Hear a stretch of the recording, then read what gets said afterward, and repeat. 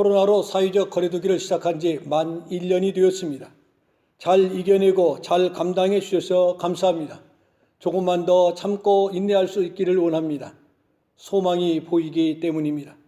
오늘 또 소망 가운데 천성을 향하여 날마다 최선을 다하는 교우들 위해 하나님의 축복이 함께하기를 축원합니다.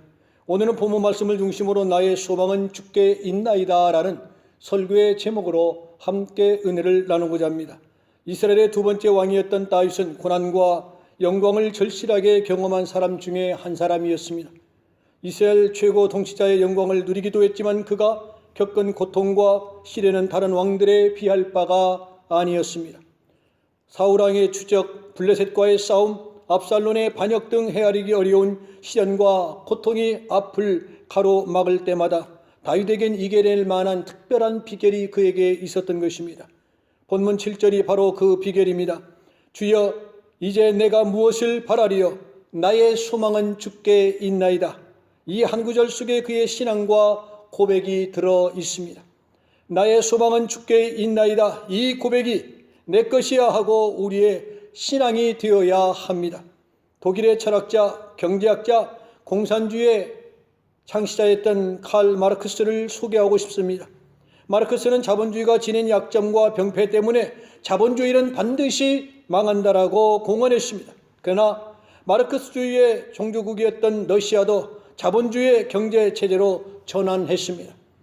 마르크스의 예언이 빗나간 것입니다. 그 이유는 자본주의가 내포하고 있는 부정적인 요소와 병폐를 극복하고 날마다 수정해 나갔기 때문입니다. 저는 낙관적 미래를 예견합니다. 그것은 다윗의 신앙처럼 우리의 소망은 하나님께 있기 때문입니다. 첫째로 연약한 존재이기 때문에 하나님께 소망을 둡니다.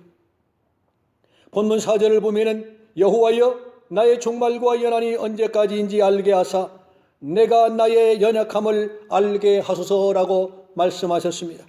다윗은 4절에서 두 가지를 알게 해달라고 고백합니다. 첫째, 자신의 종말과 연한입니다. 본문 4절을 보면은 나의 종말과 연한이 언제까지인지 알게 하여 달라고 묻고 있습니다. 세계의 종말이 있고 우주의 종말이 있고 국가의 종말이 있는 것처럼 개인의 종말이 있습니다. 그리고 그 횟수가 한정되어 있습니다. 시편 90편 10절을 보면 우리의 연수가 70이요 강건하면 80이라도 그 연수의 자랑은 수고와 슬픔뿐이요 신속히 가니 우리가 날아가나이다 라고 했습니다. 영국 대형 박물관에 가면은 고대인의 시체들을 모아놓은 미라 전시관이 있습니다. 그 당시 시체를 썩지 않도록 방부 처리할 정도라면 왕이거나 왕족, 귀족 그리고 부자들이었을 것입니다. 그런데 수천 년이 지난 지금 미라를 들여다보면은 흉물스럽고 소름 끼치기는 해골의 마른 뼈만 남아 있습니다. 권력도 부귀도 영광도 세상도 인생도 끝이 있다는 것이 다윗의 고백입니다. 한국 전직 대통령들을 보면은 그 해답이 나옵니다. 다 헛되고 헛된 것입니다. 모두가 허사뿐이라고 오늘 본문 15절은 우리들에게 대변해 주고 있습니다. 둘째, 자신의 연약함입니다. 본문 4절을 보면은 내가 나의 연약함을 알게 하여 달라고 고백합니다. 왕이 왜 연약합니까? 강자 중에 강자여, 왕은 지배자를 지배하는 자가 왕입니다. 그런데 다윗은 스스로 자신을 연약한 자라고 하나님 앞에 고백하고 있습니다. 바울은 인생을 질그릇과 같다고 했습니다. 다윗은 자신을 연약한 존재로 보았기 때문에 겸손해질 수 있었고 겸손해졌기 때문에 소망을 하나님께 둘 수 있었던 것입니다. 나는 약합니다. 그러나 하나님께 소망을 두면 강한 존재가 된다는 것을 우리는 명심해야 할 것입니다. 둘째로 허무한 존재이기 때문에 하나님께 소망을 둡니다. 본문 5절을 보면 주께서 나를 한 뼘 길이만큼 되게 하시며 나의 일생이 주 앞에는 없는 것 같사오니 사람은 그가 든든히 서 있는 때에도 진실로 모두가 허사뿐이니라 라고 했습니다. 그리고 6절을 보면 진실로 각 사람은 그림자같이 다니고 헛된 일로 소란하며 재물을 쌓으나 누가 거둘는지 알지 못하나이다 했습니다. 한 뼘만한 존재, 그림자 같은 존재, 헛된 일로 분주한 존재, 돈을 벌어도 누가 쓸지 모르는 존재, 이것이 다윗이 본 인생이며 자기의 정체성이었습니다. 다윗은 쇼펜하우어나 니체처럼 허무주의자가 결코 아닙니다. 그러나 그가 자신을 그토록 허무한 존재로 본 것은 절대적인 것과 영원한 것이 비교되는 지혜가 그에게 있었기 때문입니다. 여러분도 한국을 방문하실 때 신형 비행기 380을 이용하신 줄로 압니다. 에어버스 380은 에어버스가 개발한 2층 구조의 초대형 사발 항공기입니다. 탑승 인원은 525명인데 전 좌석을 이코노미로 바꾼다면 800명 이상을 태울 수 있는 대형 비행기입니다. 그러나 하늘에 떠 있으면 잠자리 한 마리만도 못합니다. 항공모함도 역시 같습니다. 항공모함 역시 바다에 뜨면 한낱 종이배에 불과한 것입니다. 인간은 위대한 존재지만 하나님 앞에 서면 작은 존재가 되고 마는 것입니다. 영원한 시간 앞에 내 인생은 무엇에 불과합니까? 점 하나에 불과한 것입니다. 그것을 깨달았기에 다윗은 하나님께 소망을 둘 수 있었던 것입니다. 가사 중에 그대 앞에 서면 나는 왜 작아지는가 라는 노래가 있습니다. 그렇습니다.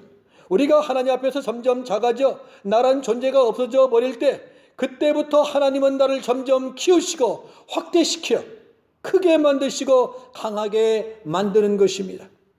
작고 허무한 존재이기에 하나님께 소망을 두어야 합니다. 우리는 더 내려놓아야 합니다. 내가 내려놓을 때 하나님이 보이는 것입니다. 셋째로 죄인이기 때문에 하나님께 소망을 둡니다. 본문 8절을 보면은 나를 모든 주에서 건지시며라고 있고 11절을 보면은 주께서 죄악을 책망하사 사람을 징계하실 때라고 했습니다. 그리고 13절을 보면은 주는 나를 용서하사라고 했습니다. 특사는 최고 통치권자인 대통령의 고유 권한입니다.